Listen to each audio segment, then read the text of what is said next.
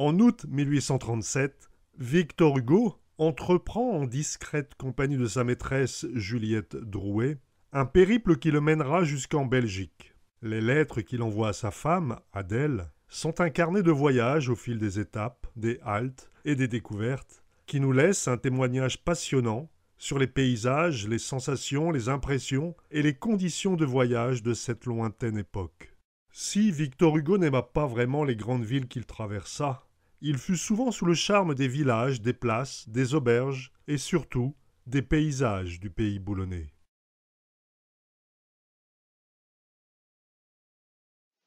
Ma chère Adèle, ma dernière lettre fermée, j'ai quitté rapidement Dunkerque.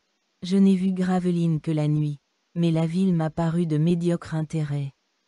Adieu les belles vieilles rues flamandes. Plus de pignons, plus de tourelles, plus de clochers.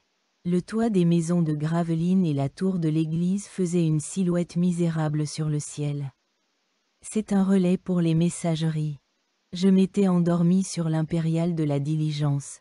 La secousse de la voiture qui s'arrêtait m'a réveillé. Il pleuvait. Les lanternes des postillons jetaient de belles lueurs sous les pieds des chevaux. Au petit jour, j'étais à Calais. Je m'y suis arrêté pour déjeuner, et j'ai repris là ma vie de petite journée et de petite voiture.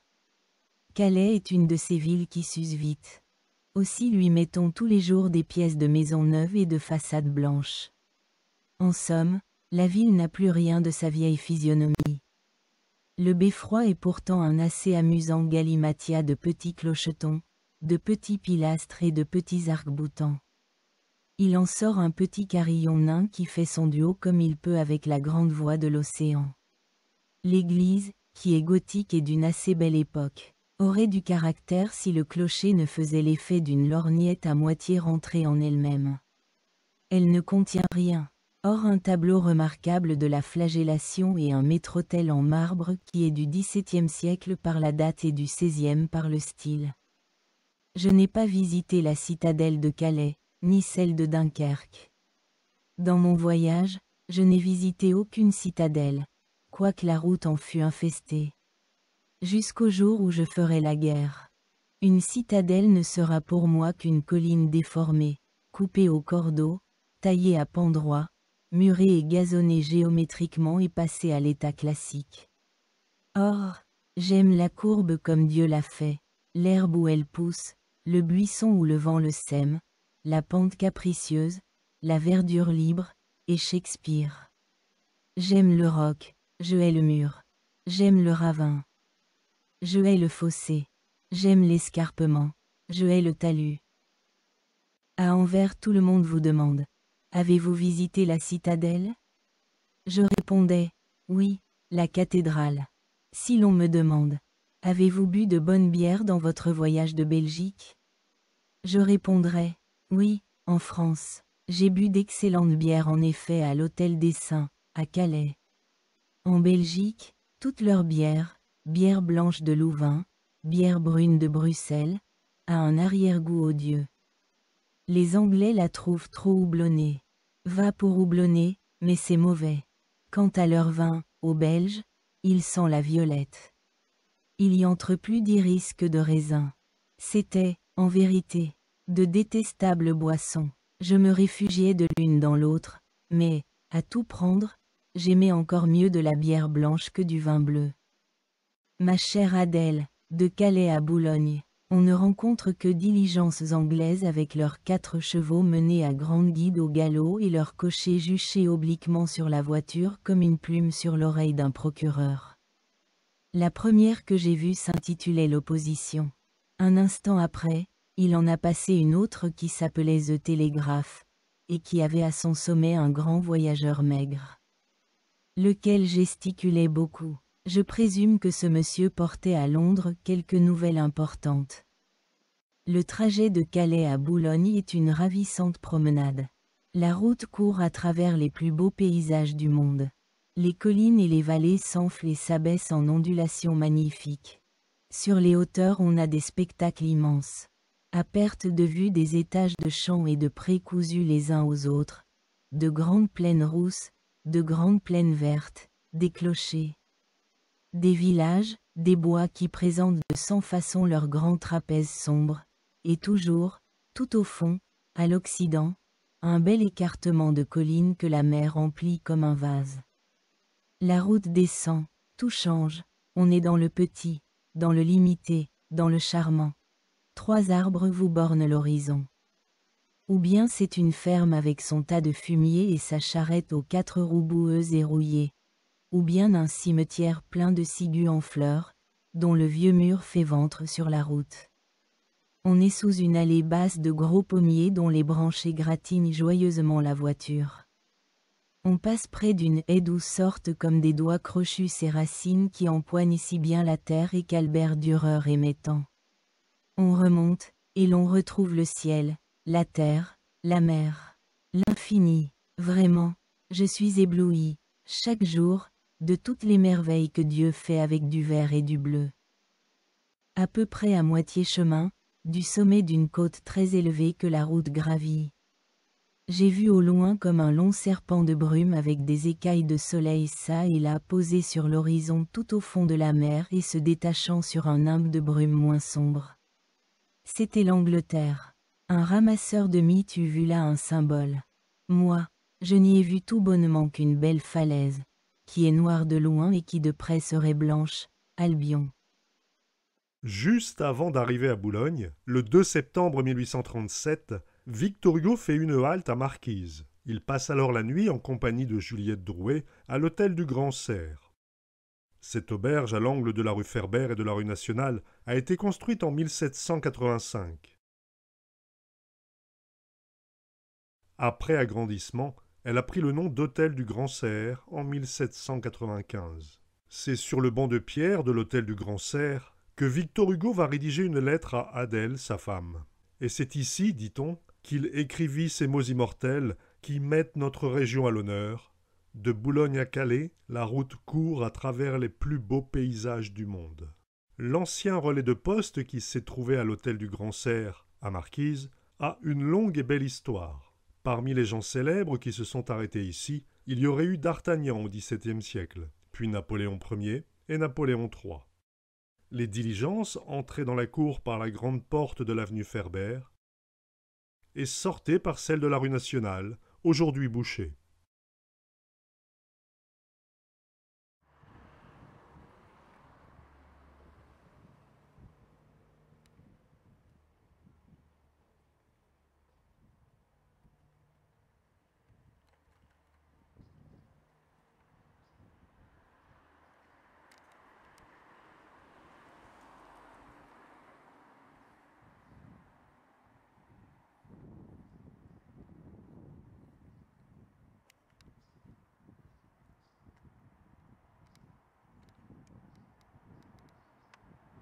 Une importante écurie assurait aux chevaux, repos et picotins d'avoine, c'est-à-dire un volume d'environ 2,5 litres. Quant aux voyageurs, une grande salle de restaurant les attendait et le vin y coulait à flot. Pendant la Seconde Guerre mondiale, un as de la Luftwaffe, le colonel Adolphe Galland, fut amené blessé à l'hôtel du Grand Cerf. Son appareil, dont la queue s'était brisée au cours d'un combat aérien, avait néanmoins pu revenir tant bien que mal à 800. Par la suite, au maréchal Göring, qui s'adressait à ses pilotes pour leur demander ce qu'ils pouvaient faire pour eux, le colonel Galland répondit « Monsieur le maréchal, donnez-moi une escadrille de Spitfire ». Après la guerre, parmi les célébrités, ce sont le général de Gaulle et Charles Trenet qui sont passés ou qui ont dormi à l'hôtel du Grand Cerf. On ne sait pas s'ils ont tous pris le temps de s'asseoir sur le banc, mais rien ne nous empêche de l'imaginer, en le faisant quelques instants à notre tour. Jusqu'aux années 2000, l'auberge du Grand Cerf de Marquise était très prisée des Boulonnais et des touristes de passage. Aujourd'hui, l'hôtel du Grand Cerf est occupé par un autre type de restauration. On y trouve un menuisier ébéniste, élu meilleur ouvrier de France.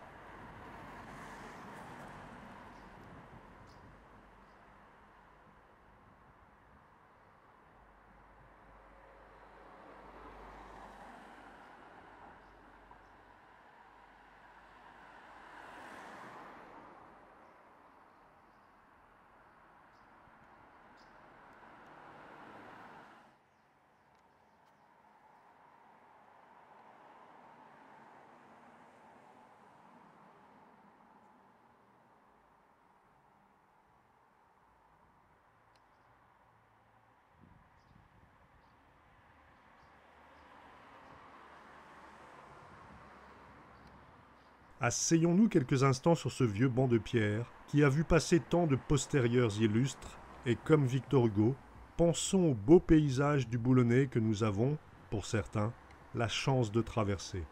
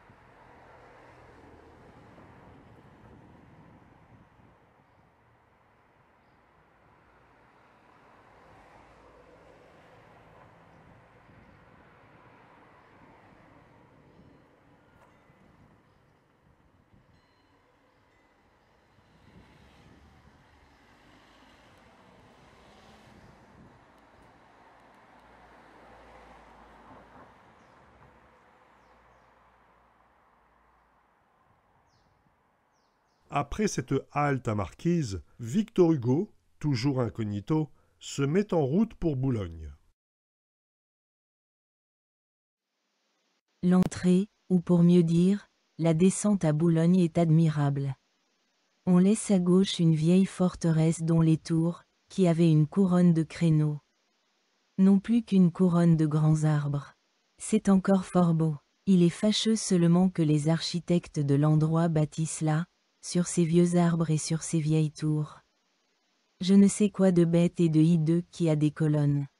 La forteresse passée, on s'enfonce dans une rue presque à pic qui te ferait crier de peur, mon Adèle, mais qui est fort pittoresque, et, tout en descendant, on voit par-dessus les toits la ville qui est gracieusement adossée à de hautes dunes d'où elle regarde tous les soirs le soleil se coucher dans l'océan. Il y a dans cette descente un mélange amusant de cris de femmes dans les voitures, de jurements de cochers, et de mâts et de vagues au loin, et de cheminées qui fument et de vitres qui brillent. C'est une sensation très compliquée et charmante. Quand nous retournerons ensemble à Boulogne, cher ami, je ne te conduirai pas à l'Hôtel du Nord. L'Hôtel du Nord est une médiocre auberge à grand fracas, où l'on paye fort cher un maigre gîte et où les garçons sont d'une impudence rare. J'ai été indigné de leur façon avec une famille de pauvres voyageurs fourvoyés là, laquelle, fort inquiète du haut prix probable des repas, s'ingéniait pour n'en faire qu'un par jour. Sur quoi, ricanements odieux des garçons. Je n'ai pu m'empêcher de les en très fort rudoyer. Sans violer mon incognito, bien entendu. Décidément, je hais de plus en plus chaque jour les grands hôtels, les grandes villes, les grands seigneurs et les grands laquais. Tout cela est insolent, vide et creux. Or, les dix garçons d'auberge, avec leurs airs britanniques, n'étaient même pas des laquais, comme j'ai eu l'honneur de le leur dire. Ce n'étaient que de pauvres rustres picards vernis de je ne sais quel cirage anglais.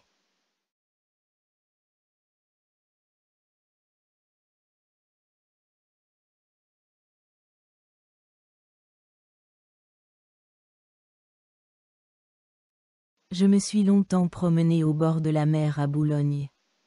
Toujours du sable, et pas de galets par conséquent, mais pas de coquillages non plus, ce qui me fâche très fort, mon Toto. Depuis Ostende le sable de la mer te fait banqueroute. J'ai vu la place où c'est si affreusement abîmé, il y a 2 ans, cette frégate amphitrite qui croyait, en quittant l'Angleterre, porter des femmes à Botany Bay et qui n'apportait que des cadavres au cimetière de Boulogne. Pauvres femmes, ont-elles perdu au change? Je ne sais, car il paraît que les hommes, qui ne sont que des voleurs en Angleterre, deviennent des anthropophages à Botany Bay. As-tu lu l'horrible histoire de ce Broughton dans les journaux? Triste chose, nous nous perdons dans nos perfectionnements. Voilà maintenant la civilisation qui fait des sauvages. À l'endroit où l'amphitrite s'est brisé, j'ai trouvé aussi moi un cadavre, une pauvre mouche naufragée. Je te l'envoie, l'océan s'est amusé à la jeter sur la dune. Il n'avait pas eu beaucoup plus de peine avec la frégate. N'est-ce pas, m'a Didi, qu'elle est encore bien jolie, la pauvre mouche? La côte est magnifique à Boulogne. Je l'ai longtemps étudiée de la pointe de l'estacade. Ce n'est plus la dune basse et bossue d'Ostende. C'est une haute et noble colline de terre brune, verdie par l'herbe çà et là, où les vagues ont façonné d'énormes degrés et qui descend jusqu'à la mer comme un escalier de titan. La ville n'en atteint qu'à grand-peine le sommet. Quelques pauvres toits de hameaux se pelotonnent au loin dans les mamelons de cette grande dune. Il y a aussi quelques moulins qui se cachent, tournés vers la terre et adossés au renflement de la côte. Mais ils ont beau s'abriter, le vent de mer les prend en passant par le bout de l'aile et les fait tourner furieusement. Au moment où j'étais à l'extrémité de l'estacade, le paquebot à vapeur venait de sortir du port. On ne le distinguait plus au loin qu'à la petite nuée noire qui sortait de sa cheminée. Au point opposé du ciel, au fait le plus reculé de la dune, je voyais fumer en même temps le toit d'une misérable masure. D'un côté c'était une admirable machine qui changera la face du monde. De l'autre, c'était la marmite d'un paysan. Cela ne faisait que deux fumées sur l'horizon. Je songeais, en cet instant-là, à tous ces amis que je viens de perdre et qui s'en sont allés aussi comme des fumées, les uns superbement comme le navire, les autres modestement comme la cabane. J'étais triste et accablé. Vois, cher ami, sans compter mon pauvre Eugène, qui était bien plus qu'un ami. Cela fait 4 ans moins de 5 mois. Fontanet, si intelligent, Ménard, si éclatant et si noble, Darnay. Ce pauvre doux enfant si gracieux, et enfin il y a quelques jours à peine Fossombroni, si jeune, si modeste et si spirituel, tout bon, généreux, dévoué, tout mort ayant à peine commencé à vivre. J'excepte Fontanet, qui avait souffert et par conséquent vécu. Où sont-ils maintenant? Pensent-ils à nous qui songeons à eux? Nous regrettent-ils et nous désirent-ils? Ils savent maintenant comme je les ai réellement aimés. Ménard surtout, qui avait l'injustice d'en douter quelquefois, seul tort que je puisse lui reprocher. Hélas, pauvre ami, comme cet arbre des vivants est rudement secoué autour de nous, comme les feuilles tombent, comme les branches cassent, j'étais là, en présence de l'océan et de la face de Dieu. Et j'étais plein de ces pensées.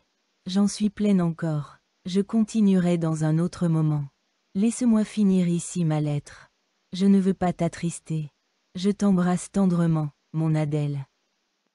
J'ai quitté Boulogne avant-hier, par un de ces admirables ciels nuageux et rayonnants qui jettent sur la terre comme une grande peau de tigre faite de lumière et tachée d'ombre. La ville était merveilleusement jolie ainsi éclairée. Il pleut toutes les nuits, mais avec le jour reviennent le soleil, le ciel bleu et les paysages. Nocte pluitota, redunt spectacula man. Ceci est du Virgile pour mon lauréat Charlot. Une seule chose gâtait ce bel ensemble de mer et de terre, de toits, de mâts et de voiles.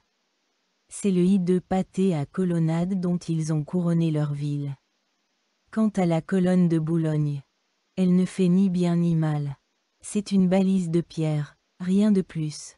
Car ils ont une colonne à Boulogne, une façon de colonne Trajane, moins les sculptures, moins la grandeur, moins Rome. J'ai été favorisé d'un plus beau soleil à Boulogne qu'à Calais où j'ai eu très froid. Calais est dans un courant d'air. Mais, froid ou chaud, pluie ou soleil, brume ou étoile. J'aime passionnément les ports de mer, quoiqu'on y mange trop de beefsteak et que les barbiers vous y rasent avec des mains qui sentent le poisson. Tu sais que j'aime encore mieux les petits ports que les grands. Aussi de Boulogne je suis allé à Étaples. Cette route est encore plus pittoresque que celle de Calais à Boulogne. C'est un enchantement perpétuel. En sortant de Boulogne on côtoie un bras de mer qui se recourbe dans les terres comme pour aller saisir les villages. À la marée haute il est couvert de petits bateaux à voile qui croisent leurs triangles jaunes dans tous les sens. À partir de là, le paysage varie superbement à chaque instant. Les collines, tout à la fois molles et sévères, assouplies par le vent robuste de la mer, ont parfois la ligne italienne. De temps en temps de hautes dunes magnifiquement tripotées, comme des vagues que le mouvement de la voiture fait remuer à l'œil, viennent en tumulte au bord de la route. La mer, qui se retire lentement de la côte de France, était là autrefois. Et puis elles s'éloignent et vont appuyer au loin sur l'horizon leurs ondulations courtes et puissantes. Ce sont, au fond du paysage, de fermes et charmantes arabesques. Sculptées tour à tour par tous les éléments. L'océan les a ébauchées, l'ouragan les continue. Étaples n'est qu'un village, mais un village comme je les cherche, une colonie de pêcheurs installée dans un des plus gracieux petits golfes de la Manche. La marée était basse quand j'y suis arrivé.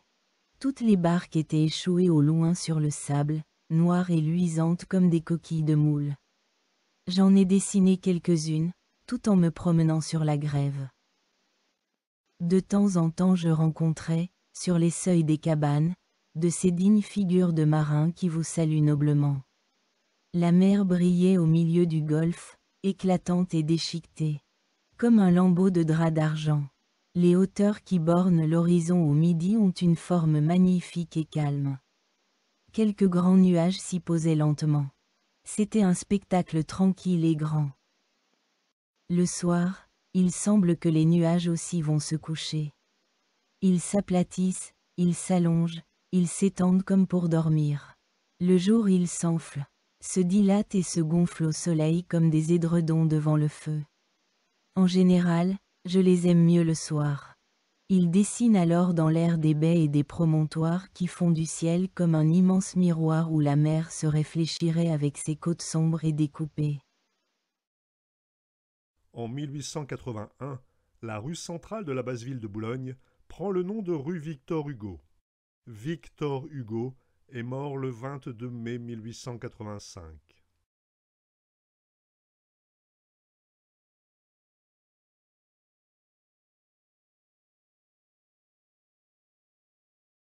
Oh, combien de marins, combien de capitaines, qui sont partis joyeux pour des courses lointaines, dans ce morne horizon se sont évanouis. Combien n'ont disparu, dure et triste fortune, dans une mer sans fond, par une nuit sans lune, sous l'aveugle océan à jamais enfoui. Combien de patrons morts avec leurs équipages. L'ouragan de leur vie a pris toutes les pages, et d'un souffle il a tout dispersé sur les flots. Nul ne saura leur fin dans l'abîme plongé. Chaque vague en passant d'un butin s'est chargée, l'une a saisi l'esquif, l'autre les matelots. Nul ne sait votre sort, pauvre tête perdue. Vous roulez à travers les sombres étendues, heurtant de vos fronts morts des écueils inconnus. Oh, que de vieux parents qui n'avaient plus qu'un rêve sont morts en attendant tous les jours sur la grève ceux qui ne sont pas revenus. On s'entretient de vous parfois dans les veillées, main joyeux cercle, assis sur des ancres rouillées, mêlant encore quelque temps vos noms d'ombre couverts, aux rires, aux refrains, aux récits d'aventure, aux baisers qu'on dérobe à vos belles futures, tandis que vous dormez dans les goémons verts. On demande où sont-ils? Sont-ils rois dans quelque île? Nous ont-ils délaissés pour un bord plus fertile? Puis votre souvenir même est enseveli. Le corps se perd dans l'eau, le nom dans la mémoire. Le temps qui sur toute ombre en verse une pluie noire, sur le sombre océan jette le sombre oubli. Bientôt des yeux de tous votre ombre est disparue. L'un n'a-t-il pas sa barque et l'autre sa charrue? Seuls, durant ces nuits où l'orage est vainqueur, vos veuves au front blanc, lasses de vous attendre, parlent encore de vous en remuant la cendre de leur foyer et de leur cœur. Et quand la tombe enfin a fermé leurs paupières, rien ne sait plus vos noms, pas même une humble pierre dans les 3 cimetières où l'écho nous répond, pas même un saule vert qui s'effeuille à l'automne, pas même la chanson naïve et monotone que chante un mendiant à l'angle d'un vieux pont. Où sont-ils, les marins sombrés dans les nuits noires?